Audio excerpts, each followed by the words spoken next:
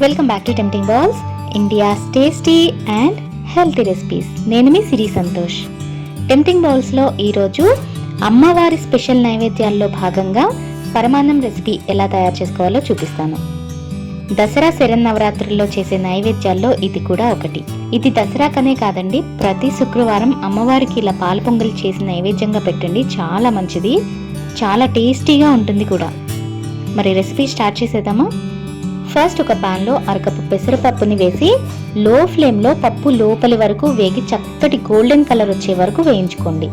ఇలా వేయించుకోవడం మాత్రం తప్పనిసరి. ఇలా చక్కగా వేగిన తర్వాత తీసి ఒక బౌల్లో వేసుకొని శుభ్రంగా కడిగి పక్కన పెట్టుకోండి. ఇప్పుడు మళ్ళీ అదే ప్యాన్లో 2 టీ స్పూన్ల ఆవు నెయ్యి హీట్ చేసుకొని ఇందులో 1 కప్పు సన్నగా తరిగిన ఫ్రెష్ కొబ్బరి ముక్కలు వేసి ఇవి గోల్డెన్ బ్రౌన్ కలర్ వచ్చే వరకు వేయించుకోండి. ఇవి ఒక 80% వేగిన తర్వాత 1/2 కప్పు జీడిపప్పులు, 2 టీ స్పూన్ల కిస్మిస్లు కూడా వేసి మరో 2-3 నిమిషాలు వేయించుకొని దించి పక్కన పెట్టుకోండి.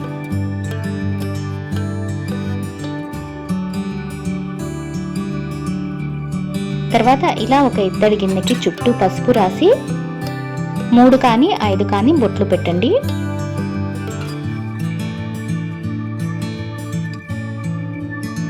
ఇందులో 3 కప్పుల చిక్కటి ఆవు పాలు పోస్తున్నాను.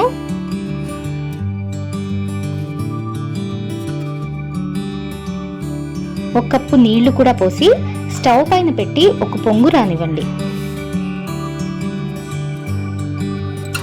పాలు పొంగి ఒక చుక్క అయినా స్టవ్ మీద ఇలా పడాలి. ఆ తర్వాతనే కడిగి పెట్టుకున్న బియ్యం వేసుకోవాలి. ఇక్కడ నేను అరకప్పు బియ్యం తీసుకున్నాను. అంటే అరకప్పు బియ్యానికి 3 కప్పుల పాలు, 1 కప్పు నీళ్లు కరెక్ట్గా సరిపోతాయి. నెక్స్ట్ వేయించి కడిగి పెట్టుకున్నటువంటి పెసరపప్పును కూడా వేస్తున్నాను. బియ్యం పెసరపప్పు ఈక్వల్ క్వాంటిటీ తీసుకోవాలి. అలా అయితేనే ఈ పాల పొంగలి చాలా బాగుంటుంది. ఈ మొత్తం ఒకసారి బాగా కలిపి మూత పెట్టి మీడియం ఫ్లేమ్ మీద అన్నం మెత్తగా ఉడికిపోయే వరకు కుక్ చేసుకోండి. మధ్యలో కలుపుతూ ఉండటం మాత్రం మర్చిపోకండి, చాలా ఇంపార్టెంట్, లేదంటే అడుగు మారుతుంది. పైన మూతని కూడా కొంచెం ఇలా పక్కకి పెట్టుకోండి, పాలు పైకి పొంగిపోకుండా ఉంటాయి.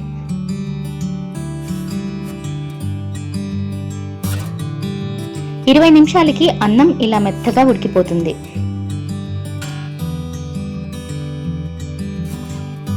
ఇప్పుడు ఫ్లేమ్ ని సిమ్మర్కి మార్చుకొని ఇందులో వేయించి పెట్టుకున్న కొబ్బరి డ్రై ఫ్రూట్స్ వేసి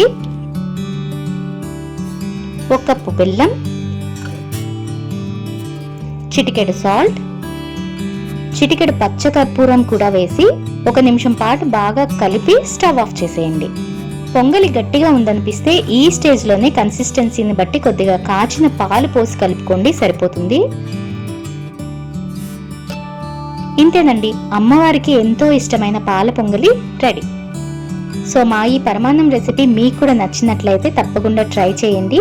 ట్రై చేసి ఎలా ఉందో మాకు కామెంట్ చేసి చెప్పండి. మరి ఇలాంటి మరిన్ని ట్రెడిషనల్ రెసిపీస్ కోసం మా టెంప్టింగ్ బాల్స్ యూట్యూబ్ ఛానల్ని సబ్స్క్రైబ్ చేసుకొని పక్కనే ఉన్న బెల్ ఐకాన్ని యాక్టివేట్ చేసుకోండి. టెంప్టింగ్ బాల్స్ని ఫేస్బుక్ అండ్ ఇన్స్టాగ్రామ్లో కూడా ఫాలో అవుతూ ఉండండి. మరో మంచి రెసిపీతో రేపు మార్నింగ్ మళ్ళీ కలుద్దాం. అంతవరకు ఈట్ హెల్తీ, స్టే హెల్తీ.